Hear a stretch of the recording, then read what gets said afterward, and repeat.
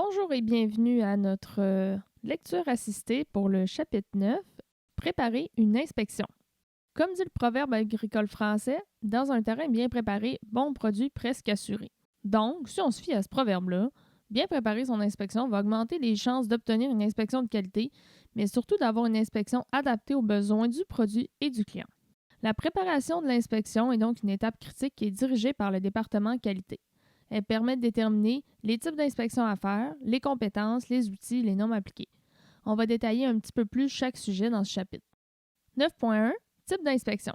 Bon, c'est sûr qu'il existe une multitude d'inspections qui peuvent être réalisées, là, des milliers et des milliers. On va juste effleurer un peu le sujet parce que sinon ça serait très très long et on pourrait faire un manuel complet juste sur ce sujet-là. Pour commencer, on va déterminer à quelle phase du projet est-ce qu'on est. Il y en a vraiment beaucoup, en fait, des phases quand on est dans la gestion de projet, sauf que dans le cas du cours, on va simplifier ça un peu. On va diviser ça en 3 phases principales. La phase numéro 1 va être la phase de développement, la phase numéro 2, la phase d'approbation, et la phase numéro 3, la phase de production. 9.1.1, la phase de développement. On va commencer avec cette phase-là parce que, bien évidemment, dans les 3 phases, c'est la première, donc on va commencer avec celle-là. La phase de développement, c'est une phase qui est supervisée et gérée habituellement par ingénierie. Les inspections dans la phase de développement, c'est souvent représenté sous forme d'essais. Les essais permettent de déterminer ou faire approuver le comportement des matériaux utilisés ou la séquence proposée. C'est souvent des tests sous forme destructive, c'est-à-dire que la pièce devra être brisée. C'est pourquoi on utilise principalement des échantillons puis pas des pièces complètes, sinon ça coûte très cher en chien. Puis le but, c'est vraiment juste d'approuver, exemple, les matériaux ou la séquence. Dans le domaine des composites, on trouve principalement des essais mécaniques et chimiques. Voici quelques exemples, il y en a beaucoup d'autres, mais c'est les plus communs qu'on peut voir. Donc au tableau 2, on peut voir des types d'essais mécaniques comme des essais de stress, de flexion, tension, un test d'adhésion. Au niveau du chimique, on peut avoir tout ce qui est comme combustion et puis fumée. On va voir plus en détail ces genres d'essais-là dans les cours de résistance des composites puis physico-chimique. Habituellement, les méthodes d'inspection destructive font partie d'un plan d'inspection complet de qualification. Ce genre d'essai-là, c'est obligatoire pour tous les produits aéronautiques qui vont aller sur une plateforme volante, puis dans la majorité des produits dans les autres domaines comme transport ferroviaire, corrosion, construction. C'est un peu normal, on veut juste s'assurer que ce qu'on va mettre dans le produit est de qualité et va répondre aux normes et standards de l'industrie. Phase d'approbation et FAI. On est donc dans la deuxième phase. C'est une phase qui est super importante. C'est elle qui va qualifier le produit. Donc, dans la phase précédente, on a proposé, on a fait la vérification, les matériaux sont conformes. Maintenant, on va les qualifier. La phase d'approbation va donc vérifier l'ensemble des caractéristiques qui sont indiquées dans le devis ou les plans. Tant que ce n'est pas inspecté et validé, on ne peut pas passer à la phase suivante qui est la phase de production. La phase d'approbation, c'est donc une inspection super complète du produit. En aéro puis dans d'autres domaines de précision, on utilise le terme FAI qui est First Article Inspection. Le FAI, c'est donc une méthode rigoureuse d'inspection. Permet à l'équipe d'améliorer et de mieux contrôler le processus en corrigeant les problèmes à la base en inspectant la pièce tout au long de la fab. Tant et aussi longtemps que le FAI n'est pas passé, les pièces produites doivent donc être contrôlées de la même façon. C'est-à-dire que si on ne passe pas les FAI à la première pièce, on ne passe pas à la deuxième pièce, ben on continue tant et aussi longtemps qu'on passe les FAI. C'est vraiment une fois le procédé maîtrisé qu'on va arrêter de faire des FAI puis on va passer en phase de production. Une fois les pièces en phase de prod, on va pouvoir les inspecter selon le plan de contrôle établi par le département qualité. Évidemment, l'ensemble des inspections faites lors du FAI doivent être rigoureuses et consignées dans le rapport, dans des plans de contrôle, dans des fiches suiveuses, etc. Si c'est pas bien consigné, ben il y a des grosses chances qu'on soit obligé de recommencer le FAI. Voici un exemple d'un processus FAI. Pour le but de l'exercice, on va produire une pièce d'intérieur d'avion. C'est une pièce faite de pré-imprégnée avec un noyau alvéolé et des bordures en mousse syntactique ou mousse de polyuréthane. Une fois la pièce découpée sur CNC, elle va être assemblée par collage avec des braquettes et des inserts filetés. On peut voir l'image de la pièce à la figure 76. On va passer l'ensemble des étapes de production et d'inspection qui vont être associées pour passer son FAI. C'est sûr que ça, c'est un exemple. Certains produits pourraient avoir un FAI différent, mais c'est comme ça qu'on va faire. L'étape 1 va donc être de préparer et sécher le noyau. L'étape 2 va être le moulage de la pièce. L'étape 3 va être la cuisson de la pièce en four. Après la cuisson, on va faire la première inspection qui va s'appliquer pour la qualité générale de la pièce.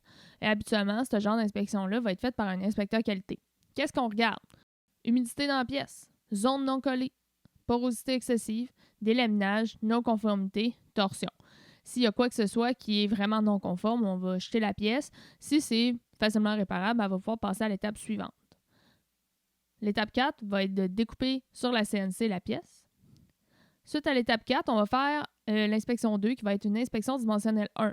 C'est une inspection qui va souvent être réalisée avec une CMM ou un bras articulé et ça va être réalisé par la métrologie. L'objectif de ça, c'est de faire le dimensionnel de toute la pièce, de mesurer l'emplacement des trous et des rainures, les surfaces, parallélisme, perpendiculaire, angularité, etc. Donc, tout ce qui était au dessin, au niveau dimensionnel, va devoir être inspecté avec la CMM par la métrologie. L'étape 5 va être l'assemblage des composantes. On a dit que notre pièce devait avoir 4 inserts filetés et 2 braquettes. L'étape 6 va être la préfinition. Donc, s'il y avait comme des petits roulets de colle suite à l'assemblage, des petites choses comme ça, mettons un petit sablage, etc., c'est là qu'on va le faire. Ensuite, on va passer à l'inspection 3 qui va souvent être la deuxième inspection dimensionnelle qui va être réalisée aussi par la métrologie, par ces mêmes ou bras articulés. On va mesurer le dimensionnel final de toute la pièce, c'est-à-dire l'assemblage. On va mesurer l'emplacement des nouveaux éléments, sont-ils donc bien placés. On va mesurer le parallélisme, la perpendicularité, l'angularité des nouveaux éléments. On va mesurer si les inserts sont flush à la pièce. On va mesurer, exemple, les rayons entre les éléments si c'est possible. En général, quand on va coller une braquette, on va avoir tendance à faire un rayon, là. L'étape 7 va être la finition.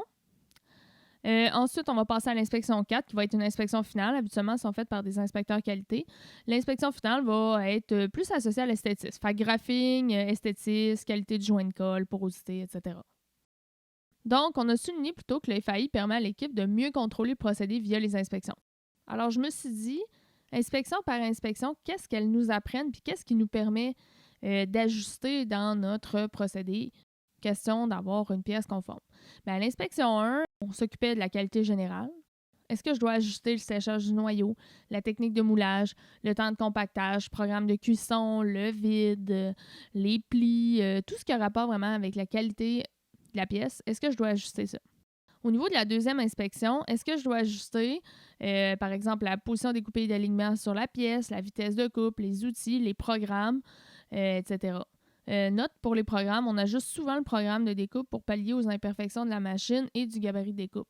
On le sait, la perfection n'existe pas, puis dans l'ordinateur, quand on programme, on se fie que tout est parfait, sauf que malheureusement, il faut faire des fois des petits tricks dans le programme pour pouvoir avoir des codes qui ont du sens. L'inspection 3, qu'est-ce qu'on peut ajuster? La méthode d'installation des inserts, la méthode d'installation des braquettes. Est-ce que je dois faire des nouveaux gabarits pour l'installation? Ce genre de choses-là. L'inspection 4, est-ce que je dois ajuster la méthode de finition, la couleur, la manière de manipuler la pièce, limite, tout ce qui a rapport avec le petit fignolage. On peut donc voir que passer le FAI, ça demande vraiment beaucoup de temps puis vraiment beaucoup d'efforts. C'est pour ça que inspecter l'ensemble des pièces de fond en comble, c'est pas nécessairement une option viable, surtout si on contrôle bien le procédé de fab. C'est sûr que certaines pièces critiques peuvent mettre la vie en danger des gens. On risque d'avoir des inspections très rigoureuses pour l'ensemble des pièces. 9.1.3, la phase de production. La phase de prod, c'est la dernière phase du produit. C'est dans cette phase qu'on inspecte seulement ce qui est demandé dans le plan de contrôle. D'ailleurs, le plan de contrôle doit être développé entre l'approbation et la production. C'est rare que tu arrives en prod et ton plan de contrôle n'est pas prêt. Habituellement, il est rarement final. Ça arrive souvent qu'on va le modifier au courant des premiers temps parce qu'on va s'habituer, on va le perfectionner puis on va s'assurer que la routine est conforme.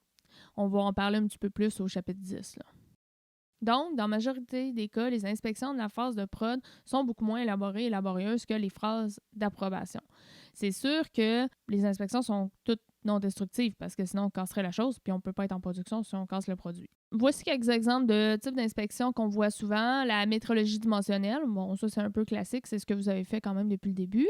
Visuel esthétisme, ce qu'on appelle le TAP test, la méthode par ultrason, les courants de Foucault, les particules magnétiques, émission acoustique, rayon X, name it. Il y a vraiment beaucoup de méthodes d'inspection. L'exemple que je présente, c'est une image en fait d'inspection aux particules magnétiques. On voit ici le shaft semble vraiment conforme, sauf que quand on l'inspecte avec des rayons UV et des particules magnétiques, on peut voir qu'il y a beaucoup de fissures au niveau des changements de géométrie, puis que éventuellement, votre pièce, elle va casser. Bref, la question à se poser, c'est quel genre d'inspection le produit a-t-il besoin pour être approuvé? Section 9.2, les normes et règlements. C'est une question vraiment importante à se poser lorsqu'on prépare ces inspections. C'est est-ce que mon produit va être régi par une norme ou un règlement lors de son utilisation? Dans de nombreux cas, c'est essentiel pour faire approuver le futur produit. Bon, ça c'est sans surprise. Là. Exemple, les pièces qui vont aller dans un train, qui vont avoir passé dans un tunnel, exemple des pièces de métro, doivent absolument passer des tests de feu et de fumée. En aéro, plusieurs pièces intérieures doivent passer des tests pour moisissure. Tout ce qui est intérieur d'avion, habituellement, ça doit passer des tests de ça. En construction, on doit respecter le code du bâtiment. Dans le pétrole, puis dans la corrosion, toutes les soudures doivent être inspectées selon les normes en vigueur, dépendamment de la province ou du territoire. Bref, si notre produit doit respecter une norme ou un règlement pour être utilisé, il faut donc le prévoir. Habituellement, il va être indiqué dans le devis ou dans les plans. S'il n'est pas indiqué, on doit respecter ces 3 étapes. On doit commencer par s'informer auprès des autorités concernées si le produit va être régi par un règlement et ou une norme. On doit lire le règlement et ou la norme en question et faire les tests tels qu'indiqués. Exemple d'une échelle en composite. Mettons que je suis une entreprise qui veut se lancer dans la fabrication d'échelles à 100% composite pour les électriciens. On va s'entendre, si je veux la vendre pour les électriciens, on doit s'assurer que l'échelle doit être non conductrice. Puis on doit la vendre comme non conductrice. Elle doit donc respecter des normes de conductivité régies par CSA et ANSI. Je veux aussi dire que mon échelle peut supporter un utilisateur ayant une masse maximale de 200 kg. Ça, c'est pas exigé par un règlement, mais je veux pouvoir assurer que mon barreau peut supporter une telle charge en flexion. Je dois donc faire des tests. Il va être recommandé de faire des tests normés pour avoir une certaine confiance en nos résultats, mais aussi une crédibilité. Donc, dans la phase de développement, je vais donc devoir prévoir faire des tests de conductivité selon les normes CSA et ANSI pour la conductivité, mais aussi des tests de flexion, exemple ASTM D790, pour assurer que mon utilisateur ne défonce pas le barreau quand il l'utilise.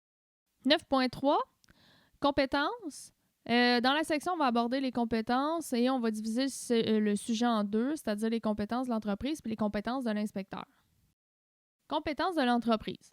Lors du développement ou même de la prod, l'entreprise a un gros rôle à jouer en ce qui a trait aux inspections pour assurer la qualité du produit.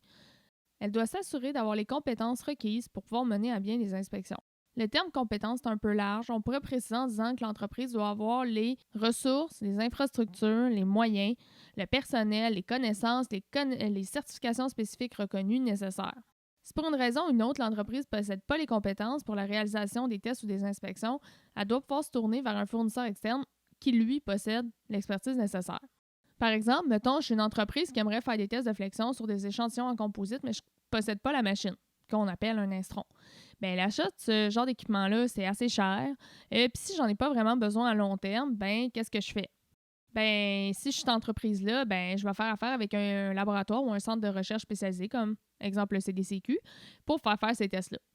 Un autre exemple, ça pourrait être aussi que je suis une petite entreprise puis je veux faire le FAI d'une pièce, mais j'ai pas de métrologue, j'ai pas de salle de métrologie puis j'ai pas l'équipement nécessaire. Qu'est-ce que je fais? Je peux faire affaire avec des compagnies comme Créaform qui fournit des services de métrologie en fonction du besoin du client. Fait que si j'ai rien, je pourrais envoyer mes produits là-bas puis eux autres pourraient faire les FAI. Ou si, mettons, j'ai juste besoin de métrologue puis de machine, Créaform pourrait m'envoyer les services requis. 9.3.2, la compétence de l'inspecteur. La compétence de l'inspecteur, c'est aussi importante que celle de l'entreprise, si c'est pas plus. L'inspecteur doit être formé et à l'aise sur les outils qu'il utilise. Il doit avoir une bonne connaissance de ce qu'il a inspecté et comment le réaliser. Il doit aussi être capable d'écrire ses résultats puis de les interpréter. Dans certains cas, l'inspecteur doit aussi avoir une formation ou une certification particulière. En soudure structurelle, par exemple, l'inspecteur doit absolument être certifié selon le CWB, qui est le Canadian Welding Bureau, selon l'article 47.1. Si l'inspecteur doit inspecter des constructions en Alberta, il doit être aussi certifié sur l'article W59. Exemple en soudure encore, un inspecteur qui travaille dans l'industrie pétrolière, dans le textile, les pâtes et papiers ou le pharmaceutique doit avoir une certification supplémentaire qu'on appelle l'ASME B31.3. C'est le genre de certification que si, mettons, vous êtes une personne qui veut être un inspecteur qualité vraiment qualifié, ce qu'on appelle souvent des QEQC, vous devez prendre vous-même le lead d'aller faire ces formations-là pour obtenir vos certifications. Dans le domaine des composites, ça existe aussi ce genre de certification-là. Ça se peut que vous ayez la chance d'en rencontrer. Ces inspecteurs-là sont très prisés et sont surtout très rares. Ils peuvent faire des tests et avoir des certifications. Je n'ai pas exactement les noms des certifications exactes. J'attends la réponse de M. Guy Morin. On sait que ces inspecteurs spécialisés-là, ils ont 3 classes. C'est juste que j'attends le nom exact. Avant de faire une inspection ou d'en ordonner une, assurez-vous que l'inspecteur va être compétent et certifié si c'est nécessaire.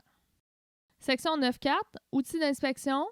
Ça, c'est une des questions vraiment très importantes lorsqu'on prépare l'inspection.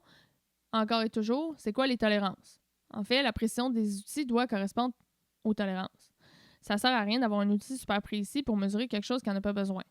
Par exemple, je coupe un morceau de 2x4 pour une étagère chez vous. La précision, on s'entend, si c'est au 16, c'est quand même bien. Est-ce que je vais prendre un ruban à mesurer ou une règle en acier? Bien, théoriquement, avec le ruban, ça devrait être correct parce que t'es gradué au 16 puis ta tolérance est au 16. Puis, on s'entend, c'est facile à utiliser puis c'est disponible. La règle en acier calibrée est plus précis, mais ça demande bien plus de temps à manipuler puis il faut théoriquement être à 20 degrés C. En plus, le bois, ça bouge en fonction de l'humidité. Ça sert donc pas à grand-chose de mesurer de quoi très précis parce que ça va changer au fil des saisons.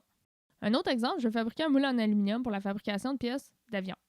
Bien, pour l'inspecter avant la mise en service, est-ce que je dois scanner le moule ou prendre des mesures avec un bras articulé? Ça dépend de la complexité et sa grandeur parce que les scanners ont une précision d'environ 0,5 mm tandis que les bras articulés ont environ une précision de 0,1 mm. Dans le cas du moule d'aluminium, c'est préférable d'utiliser un bras articulé, même si c'est beaucoup plus long que scanner le moule. C'est un moule, il va produire bien des pièces, il faut vraiment s'assurer d'être le plus proche possible du nominal. Ça va nous laisser plus de jeu pour les étapes et le moulage et le découpe de la pièce. Il faut donc adapter le choix de l'outil en fonction de la tolérance, mais aussi en fonction de la disponibilité et de la calibration. Un autre exemple. Toutes mes pièces peinturées doivent être mesurées au colorimètre, puis j'en possède juste un. Il est possible qu'il y ait de l'attente ou des temps morts au niveau de l'inspection des pièces. Exemple, vous avez 4 inspecteurs, mais vous avez juste un colorimètre, puis ils finissent toujours par attendre 10 ou 15 minutes à chaque fois qu'il faut qu'ils mesurent. Dans un cas comme ça, c'est important de fournir l'outil aux inspecteurs. Fait que dans votre plan de contrôle, oui, vous avez demandé d'utiliser le colorimètre, mais vous n'avez pas assez. Fait que là, mettons, vous dites « Ah, OK, j'en ai pas assez, j'en achète 3 autres usagers, question que ça me coûte moins cher parce que je suis une PME, puis je m'assure de le fournir à tous mes inspecteurs. » Comme ça, il n'y aura plus de temps d'attente entre les inspections. Sauf que là, je me rends compte, ah non, le certificat de calibration est venu à échéance. Tu as beau avoir plus d'outils, s'ils ne sont pas disponibles parce que l'outil n'est pas calibré, ben ça sert absolument à rien. Sinon, tes résultats ne vont pas être fiables, puis c'est plausible que tu laisses passer des pièces qui ne sont pas conformes. 9.5, endroit de l'inspection. Quand je prépare mon inspection, c'est important et primordial de considérer l'endroit où est-ce que l'inspecteur va faire son opération. Cette section va être séparée en 6 sous-sections. C'est quand même beaucoup, mais ça va aller assez vite. 9.5.1, l'inspection sur un poste de travail. Dans la majorité des cas, les inspections se font à un poste de travail à même l'usine. Le poste est équipé d'une table dégagée, éclairage abondant, rangement pour les outils, habituellement un poste informatique pour consulter, exemple, les plans d'inspection, les plans de contrôle. L'endroit habituellement doit rester propre en tout temps et la table doit être stable et de bonne qualité. Dans certaines usines, ces postes-là aussi sont équipés de petits marbres qui permettent d'utiliser, par exemple, un trusquin ou un autre outil ou d'autres outils nécessitant des surfaces plates. Fait que voici un exemple d'un poste d'inspection en usine. On voit que c'est dégagé, il y a du rangement, eux, ils ont des étaux. On s'entend que c'est bien pour faire de l'inspection. Quand on prépare l'inspection, on doit aussi considérer l'espace de travail disponible des postes. Si le nouveau produit est vraiment trop grand pour entrer sur la table de travail, il faut soit en construire une plus grande ou faire de l'inspection sur pièce. On va parler un petit peu plus de l'inspection sur pièce à la section 9.5.3. Dans d'autres cas, les pièces sont vraiment trop lourdes pour être déplacées ou mises sur une table. Les postes de travail sont donc adaptés pour être mobiles ou posséder des ponts roulants permettant aussi le mouvement des pièces. À la figure prochaine, on va voir un poste d'inspection de l'usine Cummins qui déplace les moteurs grâce à un système de pont roulant. On peut donc voir que notre inspecteur ici, il peut faire ses inspections, puis une fois qu'il a terminé, ben, la pièce va se déplacer au plafond pour aller au prochain poste. Dans certains cas aussi, exemple avec des pièces pesantes, au lieu de les déplacer au plafond, il y a certains genres de chariots roulants et les pièces sont installées là-dessus et ils peuvent se déplacer grâce à ces chariots-là. 9.5.2, les inspections en local de métrologie. Les inspections locales de métrologie, ça, c'est de Dream, là, on s'entend. C'est quand même pour des inspections qui demandent une grande précision puis des outils spéciaux. On en a déjà parlé à la section 3.4. 9.5.3, inspection sur pièces. Beaucoup d'inspections se font sur pièces. C'est souvent des pièces d'envergure qui sont difficilement déplaçables. L'inspection sur pièces peut être difficile pour plein de raisons. En voici une. Avoir un bon appui de l'outil. Atteindre les surfaces de référence. Être droit. Ça arrive souvent qu'on n'a pas de référence visuelle à cause qu'il n'y a rien de droit. C'est pas nécessairement facile. La position de l'inspecteur peut être difficile et inconfortable. Des fois, l'inspecteur il est obligé de porter des harnais parce qu'il travaille en hauteur. Ça rend son travail plus difficile puis moins confortable. 9.5.4 Inspection à l'extérieur. Les inspections à l'extérieur sont les plus difficiles à prévoir parce qu'ils dépendent vraiment des conditions météo. Sans surprise, la pluie, la neige, la grêle, le verglas, le fret et tous les autres agréments de l'extérieur compliquent le travail des inspecteurs. Fait qu'en plus de rendre la vie difficile aux inspections, les variations météorologiques peuvent faire une grosse différence au niveau de l'inspection. Mettons, tu mesures une poutre d'acier au soleil en plein été ou la même poutre en novembre avec une petite neige. Tu vas avoir des résultats super différents. Il faut donc considérer que le coefficient de dilatation thermique peut nuire lorsqu'on fait des inspections extérieures. Dans le cas des pièces en composite, elles sont peu sujettes à changer en fonction de la température et de l'humidité, ce qui est quand même une bonne nouvelle. Les inspections extérieures sont vraiment plus fréquentes qu'on le croit, puis c'est pas juste en maintenance. C'est sûr que tout ce qui est maintenance, surtout des pièces d'envergure, ça se fait à l'extérieur, mais reste qu'on les croise souvent dans la construction, ça c'est sans surprise, et dans le domaine éolien. Un exemple, chez LM Wind Power à Gaspé, l'inspection des points critiques avant la livraison se fait toujours à l'extérieur. Les pièces sont gigantesques, il n'y a pas de place pour les stocker à l'intérieur, elles sont donc toutes stockées à l'extérieur. C'est donc pourquoi il y a plusieurs inspections qui se font dehors. Puis on sait bien, à Gaspé, il ne fait pas nécessairement chaud au courant de l'hiver. Section 9.5.5, inspection dans un espace clos. On va commencer avec la définition de c'est quoi un espace clos. Il désigne un espace clos ou partiellement clos qui n'est pas conçu pour être occupé par les humains ni destiné à cette fin, avec un accès ou une sortie restreinte et qui est ou qui peut devenir dangereux pour une personne qui y pénètre sans raison de sa conception, de son emplacement, de son atmosphère, des matériaux, des substances qui s'y trouvent ou pour d'autres conditions, mais ne comprend pas une galerie de traçage dans une mine souterraine. Donc, pas les mines souterraines, tout ce qui est vraiment pas conçu pour les humains et que l'entrée et la sortie sont pas nécessairement facilement accessibles. Dans certains cas, il faut prévoir de faire des inspections en espace clos. Je donnais des exemples qu'il faut inspecter toutes les soudures dans le pétrochimique. Ben, c'est vrai pour inspecter des soudures à l'intérieur d'un wagon destiné au transport des produits pétroliers. Dans le domaine des composites aussi, c'est vraiment commun. Mettons, je veux venir mesurer l'intérieur d'une pale éolienne pour le collage ou un réservoir pour les matières dangereuses, ben ça peut être considéré comme un espace clos. D'ailleurs, si les émanations de sirène sont élevées, il est possible que vous tombiez dans les pommes puis bonjour le cimetière. Dans le cas d'une inspection en espace clos, il est obligatoire que les inspecteurs aient reçu une formation donnée par la CNESST, qui est la Commission des normes et de l'équité de la santé sécurité au travail, anciennement CSST, et que leur formation soit à jour. C'est une tâche qui est vraiment dangereuse, puis il faut vraiment pas prendre ça à la légère. C'est aussi important de prévoir que 2 inspecteurs formés sont nécessaires en tout temps lors d'une inspection en espace clos. Ça veut dire que dans votre préparation, vous devez considérer qu'il faut 2 inspecteurs. Un doit faire l'inspection et l'autre, en dehors de la zone de danger, doit le surveiller en tout temps. Il ne peut pas partir aller chercher un roteux. Il faut qu'il reste là et qu'il le surveille en tout temps. C'est super essentiel parce qu'il suffit juste de quelques minutes pour qu'une personne décède intoxiquée dans un espace clos. Dans certains cas, il faut aussi prévoir de fournir des équipements de protection individuelle particuliers, comme des respirateurs. Section 9.5.6, inspection dans un endroit inaccessible. Sans surprise, il y a certains endroits qui sont juste inaccessibles. Est-ce que ça veut dire que c'est pas important de les inspecter? Ben non. Voici quelques exemples qu'on peut retrouver dans l'industrie. Collage de 2 coquilles d'une pale éolienne. Coulée d'un bloc moteur, dégradation interne d'un pipeline ou d'un gazoduc, porosité à l'intérieur d'un laminé. Tous ces exemples-là, l'inspection est essentielle pour assurer la qualité du produit et la durabilité, mais c'est inaccessible. C'est quoi les stratégies à adopter pour réaliser ce genre d'inspection-là? Voici quelques idées pour réaliser ce genre d'inspection-là. On a la possibilité d'inspecter en phase. Fait que, exemple, avant qu'une entrée ou une sortie soit bloquée, avant un collage. Donc, inspecter en phase. Inspecter à l'aide d'une caméra. Donc, Si, mettons, on fait des bonbonnes de plongée en composite, en enroulement filamentaire, on pourrait glisser une caméra à l'intérieur, une caméra genre 360 degrés qui pourrait inspecter tout l'intérieur du cylindre, voir s'il y a des fuites ou des porosités ou des malformations.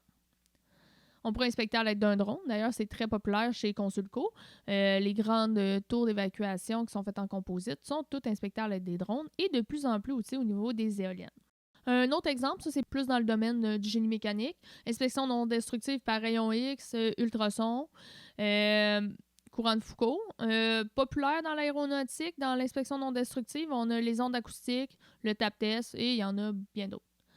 Dans certains cas, c'est important de prévoir ce genre d'inspection-là parce que ça peut engendrer des coûts supplémentaires très dispendieux, dépendamment de leur complexité ou la nécessité d'acheter du matériel spécialisé. Voici des exemples de défauts trouvés par rayon X dans une coulée. Fait que, mettons, vous faites un bloc moteur puis vous devez toutes les inspecter parce que c'est des produits de qualité. On peut voir justement des exemples de porosité puis de soufflure ou des inclusions de sable. Section 9.6, la position de l'inspecteur.